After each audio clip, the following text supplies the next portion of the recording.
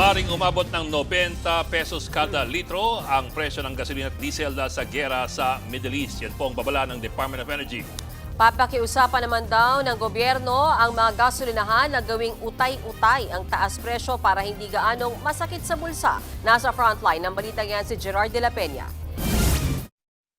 June 2022 nang umabot ng 90 pesos ang kada litro ng diesel at gasolina sa iba't ibang bahagi ng bansa. Yan ang panahong pumutok ang giyera sa pagitan ng Russia at Ukraine.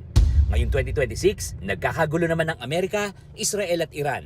Ayon sa Department of Energy, hindi malayong muling sumipa sa 90 pesos ang kada litro ng gasolina at diesel dahil sa tensyon sa Middle East. Tinatayang nasa 8 milyong bariles kada araw ang ine-export na langis ng Russia, pero mas malaki ang pinagsama-samang oil exports ng Saudi Arabia, United Arab Emirates, Iraq at Kuwait na naiipit sa gulo at apektado ng isinarang Strait of Hormuz ng Iran na pangunahing ruta ng mga oil tanker na kumukuha ng supply sa gitnang silangan. We can only look back at our experience ng kaparehong sitwasyon. So, hindi humalayo na mag-i-increase. At nakita na natin nga yun nung June 2022 na yun ang medyo mataas peak price yun ng epekto ng March na simulang gulo doon sa Ukraine and Russia. Dahil sarado ang Strait of Hormuz, mas mapapalayo ng ruta ang mga oil tanker na nakakadagdag sa shipping cost. Nauna nang sinabi ng DOE na posibleng tumaas ng 10 piso ang kada litro ng gasolina at diesel sa susunod na linggo.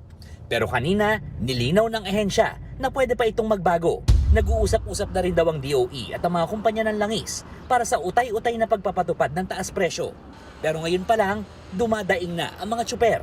Wala nang kinikita dahil napupunta sa diesel. Ang naiuwi na lang po namin noon, 200 na lang po isang araw. Pasyado pong pahirap po yun sa amin na mga jeepney driver. May maiuwi man po siguro kami, kapiranggot na lang. Naghahanda na rin ang Department of Transportation sa pagbibigay ng fuel subsidy. Nanawagan na ang LTFRB sa mga driver at operator, lalo na yung may mga sira o nawawalang card.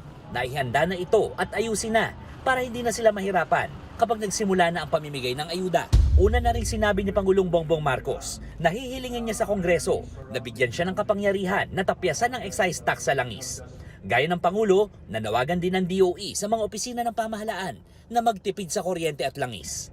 Madaming nangyayari ngayon na development sa pangdaigdigan. Ang pinakahawak at magagawa ng ating mga kababayan, kagaya rin sa pamahalaan, mas maging masinop doon sa paggamit ng mga existing resources natin. Nagbabalita mula sa Frontline, Gerard de la Peña, News 5. Mga kapatid, Ed Lingaw po, maging maalam at may pakialam sa mga napapanahong balita sa ating bansa.